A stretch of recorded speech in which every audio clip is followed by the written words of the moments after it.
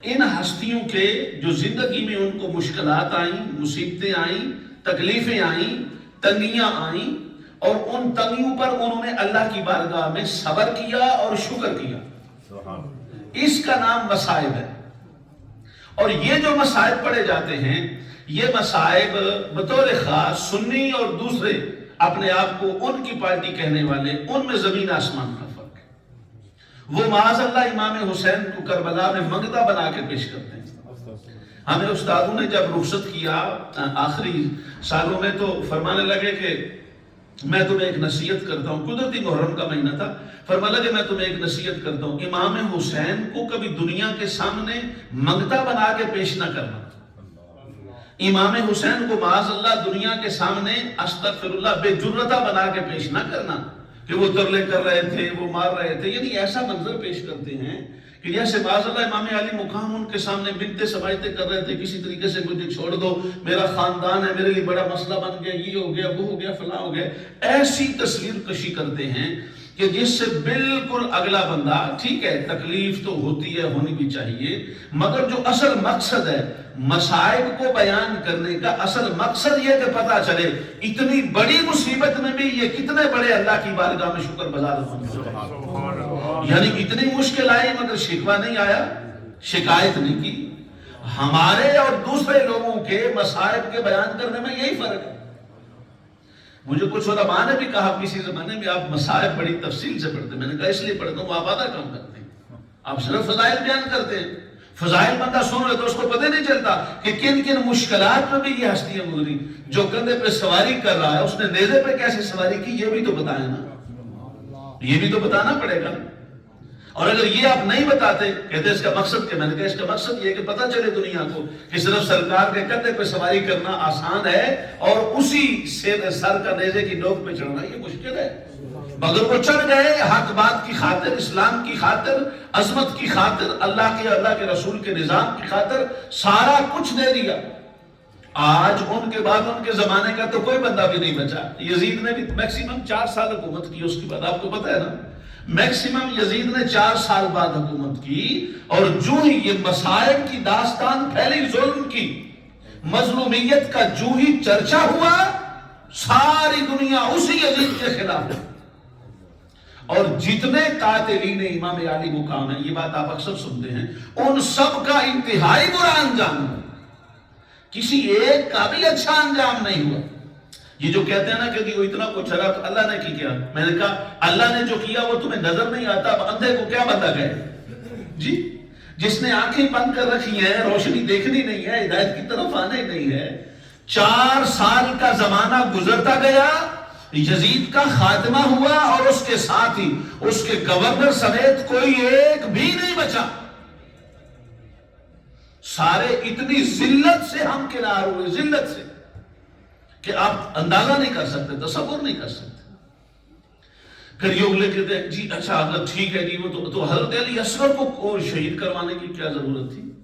جناب علی اصغر کو شہید کروانے کی ضرورت یہ تھی کہ امام حسین نے یہ ثابت کیا کہ میں اپنے سے لے کے علی اکبر عباس، اور عباس سے لے کے علی اصغر تک اللہ کی بارگاہ میں سب کچھ قربان، یہ بتانا تھا۔ اور پھر جناب علی اصغر، یزید کا پروپیگنڈا کیا تھا؟ یزید کا پروپیگنڈا یہ تھا کہ معاذ اللہ امام حسین باغی ہیں، وہ میری حکومت کو ختم کرنا چاہتے ہیں، اور معاذ اللہ فتنہ پیدا کرنا چاہتے ہیں میری حکومت میں، اور وہ حملہ آور ہونا چاہتے ہیں، یہ دعویٰ تھا یزید کا۔ لیکن جب جناب علی اصغر کا سر کوفہ و شام کے بازاروں سے گزرا تو لوگ پوچھتے تھے اور کہتے تھے تم کہتے ہو وہ حملہ کرنا چاہتے تھے، یہ معصوم بچہ جو 6 مہینے کا سر ہے یہ حملہ کرنا چاہتا تھا؟ تمہارا تو جھوٹ یہاں ہی کھل گیا۔ آپ کو بات سمجھ آئی؟ اس لیے علماء نے لکھا کہ باقی لوگوں نے تو جنگ لڑ کے جیتی ہے، اور جناب علی اصغر نے تیر کھانے کے بعد مسکرا کے جیتی ہے، اور دنیا کو بتایا ہے کہ ہمیں ظالم کرنے والوں، ہم ظالم نہیں ہیں، ظالم وہ ہیں جو ہم پہ ظلم کر رہے ہیں۔ تو میں جو آپ کو یہ شہادت کربلا کے بیان میں جو شہادت کا لفظ ہی بولیں تو اسے پتہ ہوتا ہے کہ مصائب کا پہلو بیان، اس لیے اس پر میں زیادہ فوکس کرتا ہوں. دیکھیں آپ آج کل تو یہ بات سمجھنی مشکل نہیں، ویڈیو آپ دیکھتے ہیں کسی بندے کو بندہ کو بڑا زمیندار کو بڑا چودھری کو بڑا، یہ آپ دیکھتے ہیں نا ویڈیو، وہ مار رہا ہوتا ہے، سزا دے رہا ہوتا ہے، ٹارچر کر رہا ہوتا ہے، تو آپ دیکھیں اس پر کتنے لوگ توبہ کر رہے ہیں، تو اس کو بد دعائیں دے رہے ہوتے ہیں اور ریکویسٹ کر رہے ہوتے ہیں کہ اس کو وائرل کرو تاکہ یہ اپنے انجام تک پہنچے، اس کو ختم کرو تاکہ انجام تک پہنچے. تو کیا مطلب؟ کسی پر ظلم ہوتا ہوا دیکھنے سے وہ احساس اور وہ شعور بیدار ہوتا ہے جو صرف فضیلت بیان کرنے سے نہیں ہوتا. تو اگر یزید اور یزید کے حوارین اور یزیدیت کے خلاف نفرت پیدا کرنی ہے، اگرچہ تکلیف دہ معاملہ ہوتا ہے، مصائب کو بیان کرنا مشکل ہوتا ہے، فضائل بیان کرنا آسان ہوتا ہے جو ہر کوئی کر سکتا ہے، لیکن کرنا اس لیے ضروری ہے کہ پتہ چلے کہ وہ ظالم کتنے تھے اور یہ اللہ کی بارگاہ میں صابر اور شاکر کتنے تھے. حضرت امام زین العابدین آپ کو پتہ امام حسین کے صاحبزادے ہیں. جناب امام زین العابدین قید میں، آپ کو پتہ قید میں کر دیا گیا، قید میں رکھا گیا. تو جب آپ قید میں تھے تو ایک شخص جو آپ کے دروازے کے باہر پہرے دار تھا امام زین العابدین کا جیل میں، تو اس نے ایک بار آپ کو سلام کیا، تو آپ نے اس کا سلام دیا اور مسکرا دیے. تو اس نے کہا حضور آپ قیدی ہیں، آپ بڑی مشکل تکلیف میں ہیں، میں نے سلام دیا آپ نے مسکرا دیے. فرما مسکرائے اس لیے ہوں کہ یہ کون ہے جو ہمیں سلام دیتا ہے جیل میں؟ فرما حضور ہاں میں سلام میں نے جان بوجھ کے دیا ہے، میں یہاں کا دروگا ہوں آپ کی اس علاقے میں جہاں آپ تشریف فرما ہے، آپ کا خاندان، اس کا پہرے داری میرے ذمہ ہے، لیکن میں حیران ہوں میں نے آج تک کو قیدی ایسا نہیں دیکھا، آپ کی زبان سے اللہ کے لفظ کے علاوہ کبھی کچھ نہیں نکلتا. میں جب گزرتا ہوں کبھی آپ سبحان اللہ کہہ رہے ہوتے ہیں، کبھی آپ الحمدللہ کہہ رہے ہوتے ہیں، کبھی آپ تکبیرات کہہ رہے ہوتے ہیں، کبھی آپ سورہ قرآن کی تلاوت کر رہے ہوتے ہیں. تو میں تو حیران ہوں اتنی مشکل میں گھرا ہوا انسان جہاں بندہ اپنے آپ کو بھی بھول جاتا ہے، آقا حضور آپ نے پھر بھی اللہ کو یاد رکھا ہے. میں تو اس لیے سلام دینے آیا ہوں. فرمایا اچھا لگتا ہے کسی عظیم ماں کا دودھ تو نے پیا ہے، تمہیں احساس ہو گیا ہے کہ ہم کون ہیں، بڑی عظیم ماں کا دودھ پیا ہے. اس نے کہا حضور کو میرے لائق خدمت ہو، میں ویسے تو یہاں چوکیدار ہوں، میرا کوئی سٹیٹس نہیں ہے، لیکن اگر کوئی میرے لائق خدمت ہو تو میں کر سکتا ہوں.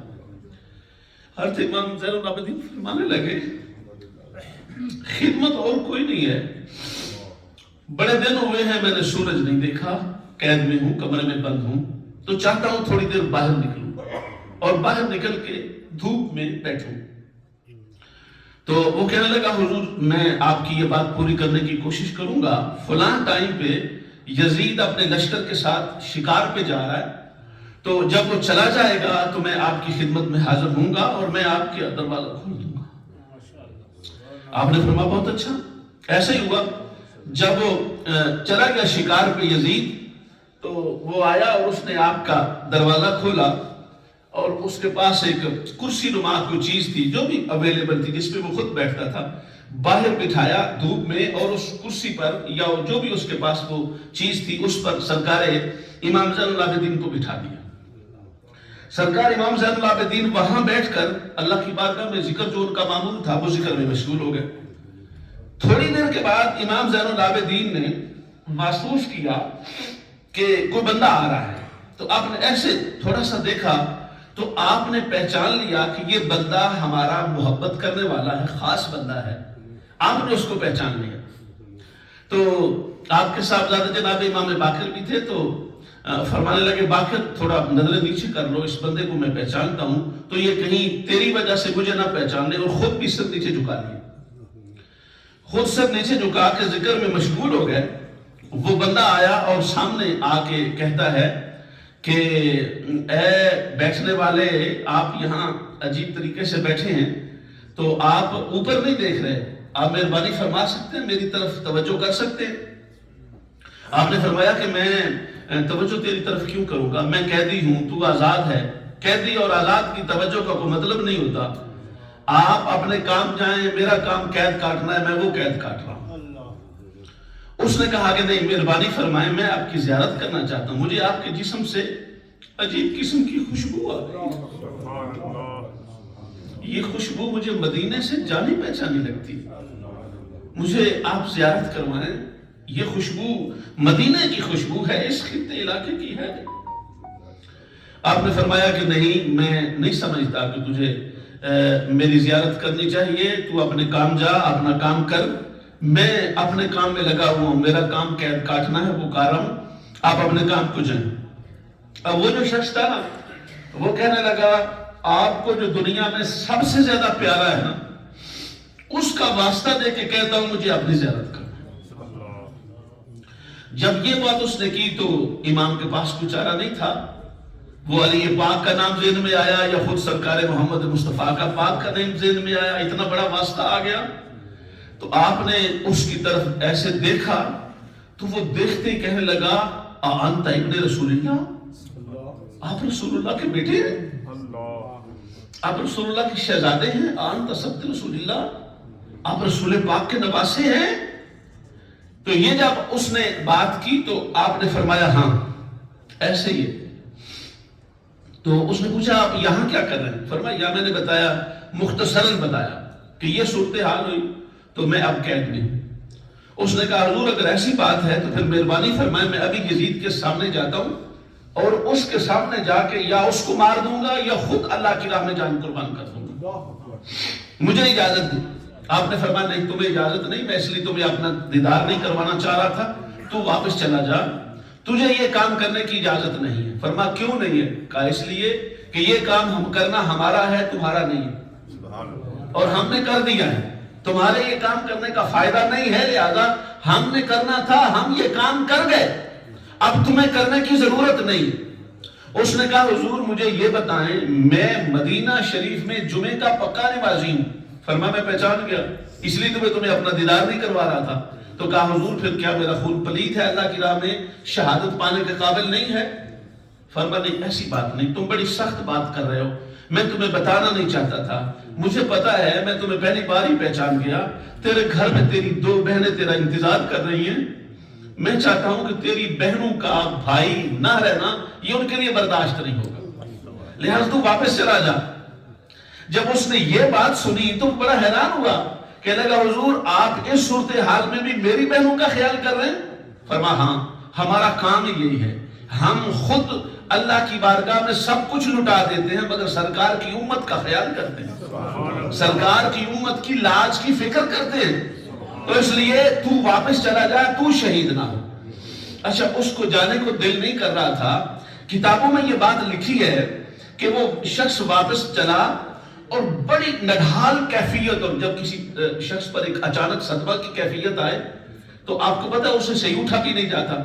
اللہ نہ کرے جن لوگوں کی جوان فوتگیاں ہوتی ہیں اللہ پاک سب کو حفاظت عطا فرمائے، تو آپ نے دیکھا ہوگا جوان بھی ہوں تو وہ سہارے لے کے اٹھتے ہیں، لوگوں نے سہارا دیا ہوتا ہے۔ وہ سرکار کی اہل بیت سے سچا پیار کرنے والا تھا، تو وہ اتنی مشکل میں آیا کہ وہ چلنے لگا لیکن اس سے چلا نہیں جا رہا تھا، تو دیوار کو ہاتھ لگا کے آہستہ آہستہ چلا۔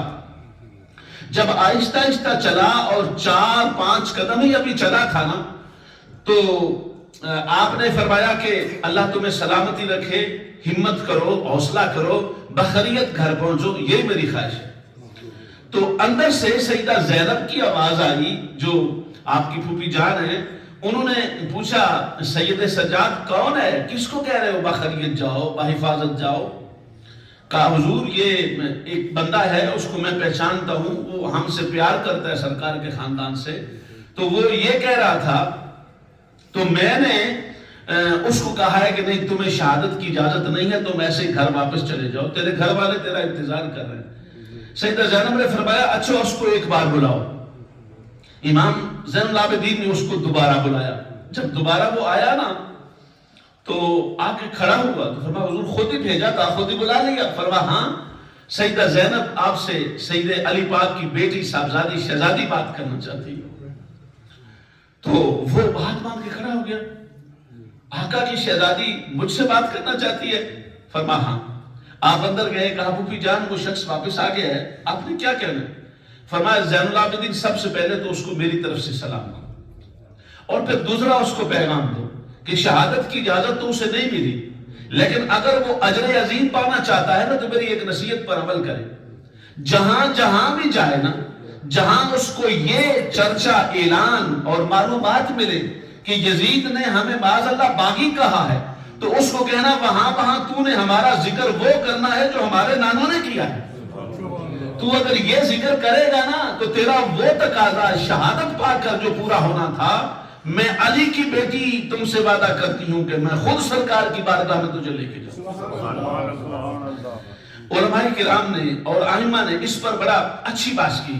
وہ کہتے ہیں ہم وہاں موجود نہیں تھے، اب اس میں اللہ کی حکمت ہے، نہیں تھے، اچھا تھا برا تھا جو بھی تھا، مگر یہ بات تو ہمیں سمجھ میں آئی کہ ان ہستیوں کا ذکر خیر کرنا اور ان کی استقامت کا چرچے کرنے سے وہ لوگ خوش ہوتے ہیں، ان ہستیوں کو سکون نصیب ہوتا ہے، ان کی عطائیں بڑھ جاتی ہیں۔ لہذا جتنے لوگ بھی آپ سمیت میرے سمیت، اس میں کوئی شک نہیں، ہم الحمدللہ محرم جب بھی آتا ہے بھرپور انداز میں ان ہستیوں کا ذکر کرتے ہیں، اور دل میں ارادہ ایک ہی ہوتا ہے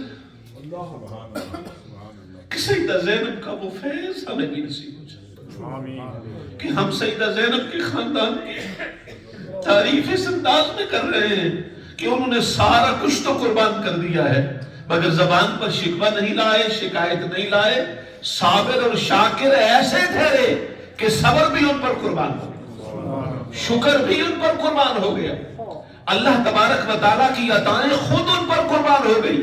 یہ اتنا بڑا شرف اور اعزاز ان ہستیوں کا ہے جن کو سرکار پاک نے اپنے خون پوتر اور خون عظیم کی خیرات عطا فرمائی۔ تو گویا اس سلسلے میں میں سمجھتا ہوں ہم خوش قسمت ہیں کہ ہمیں اللہ تبارک و تعالیٰ نے اہل بیت اطہار کا ذکر اس محبت اور عشق بھرے انداز میں کرنے کی توفیق عطا فرمائی۔ میں آپ کے سامنے ذکر کر رہا تھا جناب علی اصغر رضی اللہ تعالیٰ عنہ کا۔ آپ کو پتہ ہے جناب علی اصغر 6 مہینے کے بچے، اور 6 مہینے کے بچے اتنے دنوں سے پانی بند ہے، آپ نے سنا ہوا ہے، تو پیاس کی وجہ سے ان کی لہو پر عجیب قسم کی رنگت بدل گئی، اصل رنگت سے دوسری رنگت آ گئی، میں کہنا نہیں چاہتا۔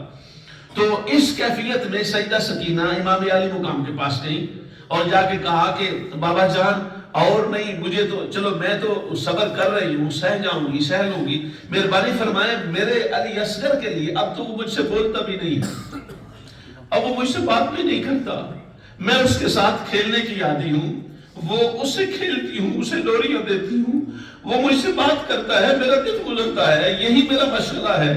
اور بابا حضور اب تو اس کی نکاحت کا عالم یہ ہو گیا کہ وہ مجھ سے بات بھی نہیں کرتا، اچھی طریقے سے دیکھ بھی نہیں سکتا۔ سرکار عالی امام عالی مقام گئے، جا کے جناب علی اصغر کو اٹھایا، اور آپ نے سنا ہے کہ جناب علی اصغر کو لے کے ان کے سامنے گئے۔ یہ ایک اتمام حجت فرمانا تھا کہ چلو ہمارے ساتھ تو تمہاری دشمنی ہے، ہمیں تم جو مرضی باغی کہو، جو مرضی کہو، یہ جو بچہ اس سے تو تمہارا کچھ نہیں بگاڑا، اسے پانی دو۔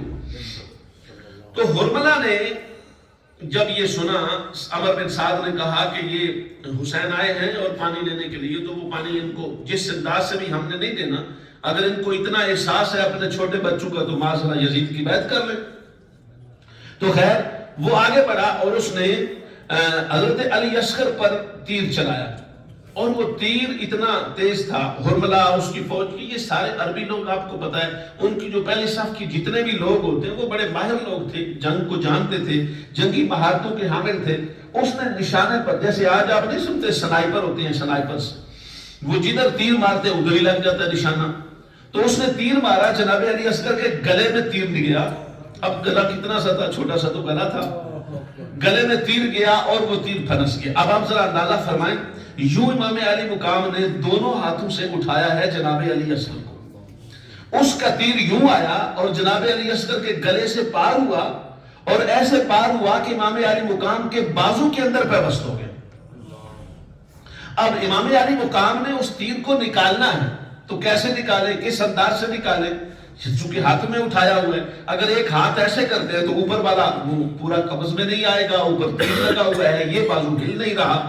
تو اس وقت امام علی مقام نے آسمان کی طرف منہ کر کے کہا، مولا یہ علی اصغر ہے اور میں حسین ہوں، اور تیری بارگاہ میں کوئی شکوہ تو نہیں کر رہا، مگر اگر کوئی اس سے بڑا امتحان بھی ہے تو میں اس سے گزرنے کے لیے تیار ہوں۔ یہ بات فرمائی، زمین پر بیٹھے اور ہاتھ کا سہارا لے کر بیٹھ کر جناب علی اصغر کے گلے سے اس تیر کو نکالا. آپ کو پتا ہے تیر جب جاتا ہے تو آسانی سے جاتا ہے, جب نکلتا ہے تو مشکل سے نکلتا ہے. تیر نکالا اور خون کا فوارہ پھوٹا. جناب علی اصغر جام شہادت نوش کر چکے تھے. خیر آپ نے اٹھایا اور اپنے پاس ہی جو آپ کی کملی مبارک تھی اس میں لپیٹا, اور لپیٹ کر خون صاف ظاہر رس رہا تھا, شہادت ہو چکی تھی. اور اس پر سارے کتاب والوں نے لکھا ہے کہ جناب علی اصغر کی گردن شریف کا جو پچھلے والا گوشت کا حصہ تھا وہ تھوڑا سا اس کے ساتھ سر جڑا ہوا تھا, ورنہ ساری گردن, کیونکہ گردن کا سائز ہی اتنا تھا نا کہ وہ تیر سارا اس کو ختم کر گیا. تو آپ نے اس کو اٹھایا اور ایسے یعنی کپڑے میں لپیٹ لیا تاکہ سر مبارک ساتھ کم سے کم جڑا رہے. خیمے کے اندر گئے اور خیمے کے پاس جا کر جیسے میں نے آپ کو بتایا علی اصغر کی ماں کے دروازے کے باہر کھڑے ہو گئے. یعنی جو خیمہ لگا تھا اس کے باہر کھڑے ہوئے امام علی مقام یوں ہاتھ میں علی اصغر 6 مہینے کے بچے کی لاش مقدس ہے. خیمے کے باہر ام رباب سیدہ ام رباب کے خیمے کے باہر کھڑے ہیں اور آنکھوں سے آنسو جاری ہیں. اتنے میں سیدہ ام رباب نے دروازہ کھولا, سیدہ سکینہ ساتھ ہے, اور امام علی مقام کو روتے دیکھ کر فرمانے لگی اے میرے سرتاج آقا, آپ کی آنکھوں میں تو کبھی آنسو نہیں دیکھے, آپ نے تو ہمارے آنسو پوچھنے ہیں, ہمیں سارا دینا ہے, آپ کی آنکھوں میں آنسو ہیں. میں پوچھ سکتی ہوں کہ بے صبری کا اظہار ہے یا وجہ کیا ہے؟ امام علی مقام نے فرمایا نہیں رباب, بے صبری کی بات نہیں ہے, جو منظر میں نے دیکھا ہے وہ میں تمہیں اور سکینہ کو بتانا نہیں چاہتا. فرمایا نہیں, آپ وہ منظر بتائیں اور پھر میرا صبر دیکھیں. آپ بتائیں, مجھے پتا ہے ماؤں کے لیے مشکل ہوتے ہیں یہ مراحل, لیکن میرا صبر دیکھیں کہ میں صبر کیسے کرتی ہوں, وہ کیا وجہ ہے جس سے آپ کی آنکھوں میں آنسو ہیں. فرمایا ام رباب وہ وجہ یہ ہے کہ جب میں علی اصغر کو وہاں لے کے گیا تو مجھے اندازہ ہو گیا کہ وہ تیر کمانوں میں ڈال کے حملہ کرنے والے ہیں میرے اوپر. تو میں نے سوچا کہ پتہ نہیں پھر علی اصغر کو مسکراتے ہوئے میں بوسہ دے سکوں گا کہ نہیں دے سکوں گا. میں نے علی اصغر کو قریب کیا اور ابھی بوسہ دینا ہی چاہتا تھا کہ تیر آیا اور میرے بوسے کو کاٹ گیا. میں ظاہری زندگی میں مسکراتے ہوئے علی اصغر کو آخری بوسہ نہیں دے سکا. اس وجہ سے میری آنکھوں سے آنسو کا ایک سیلاب جاری ہے. یہ کہا اور پھر کہا کہ ام رباب اب تمہارا جواب مل گیا ہے, اندر چلی جاؤ. سکینہ کی طرف دیکھا تو سکینہ کچھ بولنا چاہتی تھی لیکن چپ ہو گئی, بولی نہیں. جناب امام علی مقام نے پوچھا میری پیاری سکینہ, 4 سال کی ننھی سکینہ ہے جو میدان کربلا کے اندر سب سے صبر والی عظیم ترین خاتون ہے, بچی ہے مگر دنیا نے آپ کو عظیم صابرہ مانا. آپ کچھ کہنا چاہتی ہیں؟ نگر کہا نہیں, چپ کر گئی. امام علی مقام نے پوچھا سکینہ تم کچھ کہنا چاہتی تھی تو چپ کر گئی ہو؟ کہا بابا جان اس لیے چپ کر گئی ہوں کہ میں کچھ سوال کرنا چاہتی تھی مگر مجھے جواب مل گیا. جب میں نے دیکھا علی اصغر کو تو مجھے جواب مل گیا. کہا اچھا کیا جواب تھی اور کیا سوال تھا؟ کہا میں پوچھنا یہ چاہتی تھی کہ میرا بھائی پانی پی آیا ہے, لیکن جب میں نے رشتہ ہوا خون دیکھا تو مجھے اندازہ ہو گیا کہ علی اصغر کو یہاں کا پانی تو نہیں ملا, حوض کوثر کا پانی نصیب ہو گیا. علی اصغر حوض کوثر کا پانی پی کے آ گیا ہے, اس لیے میں نے سوال کا جواب نہیں دیا. اب لوگ تو باتیں کرتے ہیں, یہ حقیقت ہے. الحمدللہ ہمارا عقیدہ مبنی پر حق ہے اور مبنی پر صحت ہے. امام علی مقام نے یوں ہاتھوں میں لیا ہوا لاش مقدس کا جسم کا پاک کا پورا حصہ مبارک اٹھا کے سیدہ ام رباب کو دیا. سیدہ ام رباب نے اس کو اٹھا کر ایک اچھا سا کپڑا جو نیچے پڑا تھا سونے کے لیے اس کے اوپر رکھا اور امام علی مقام کے قدموں میں رکھ دیا. فرمایا رباب میں نے تیرا شہزادہ تمہیں دیا ہے, تو میرے قدموں میں رکھ رہی ہے. فرمایا اس لیے رکھ رہی ہوں کہ مجھے اس بات پر فخر ہے کل جب قیامت کا روز ہوگا تو ساری اہل بیت کی خواتین مطہرہ پاک دامن بیویاں یہ فخر کریں گی کہ علی اکبر میرا شہید ہو گیا, میں شہید کی ماں بن گئی. قاسم شہید ہو گیا, میں قاسم کی ماں بن گئی. اون محمد شہید ہو گیا, میں اون محمد کی ماں بن گئی. اور آقا میں شکرانہ کے طور پہ تیری بارگاہ میں علی اصغر کو پیش کر رہی ہوں اور میں اس بات پر فخر کروں گی کہ میں علی اصغر کی وہ ماں ہوں خوش نصیب جو عظیم ترین معصوم ترین خون والے بچے شہید کی ماں بنی.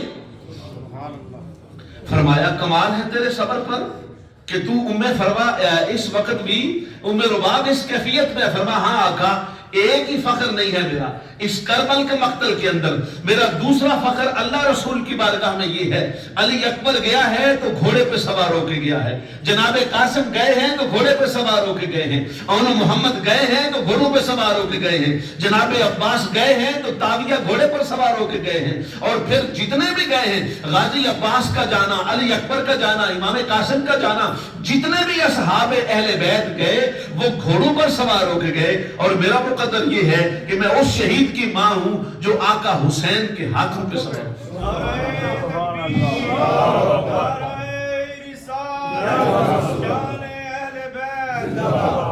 یہ میرے علی اصغر کی شہادت میرے لیے فخر کی وجہ بن گئی ہے، اور یہی فخر میں اپنے نانا حضور کی بارگاہ میں لے کے حاضر ہوں گے۔ تو سامعین محترم، میں نے جیسے یہ کہا یہ صبر کی انتہا ہے۔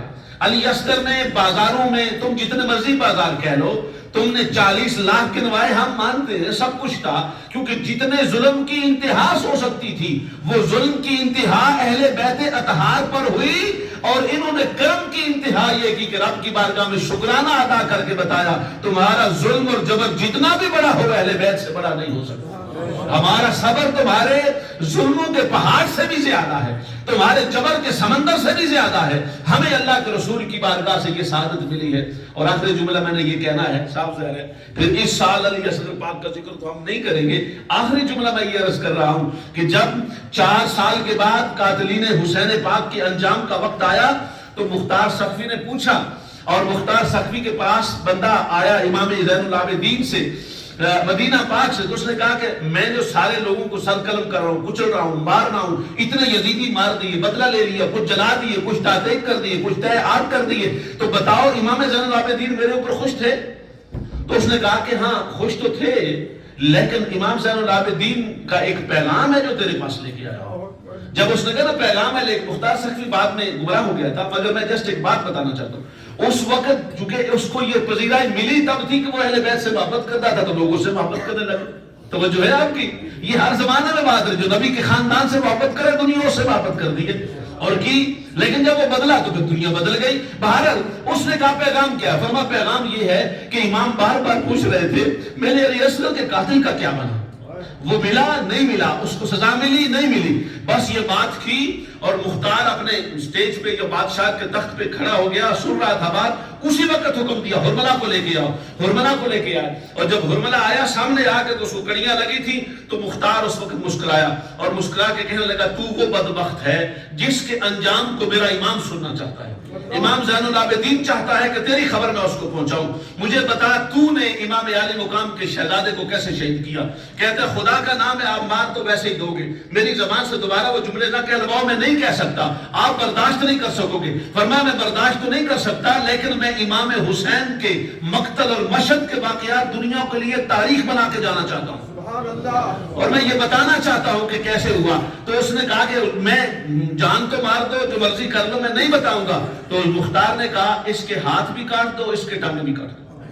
جب دونوں ہاتھ اور دونوں ٹانگیں کٹ گئی نا، میں انجام سنانا چاہتا ہوں۔ جو کہتے ہیں اللہ نے کیوں نہیں کچھ کیا، رسول پاک نے کیوں نہیں کچھ کیا، فلاں نے کیوں نہیں کچھ کیا، او اندھے تجھے پتہ ہی نہیں ہے وہ کچھ کیا جو دنیا میں ہوتا نہیں ہے۔ اللہ کا تو قانون ہے آخرت میں عذاب آتا ہے، یزیدیوں پر دنیا میں عذاب آیا، جہنم کا ایندھن بن گئے اور پوری دنیا میں عبرت کا نشان بن گئے۔ اور حسین کل بھی اپنی عظمتوں کے ساتھ زندہ و سلامت تھا، آج بھی حسین کا جہاں نام آتا ہے دنیا کو کوثر کی خیرات ملتی ہے۔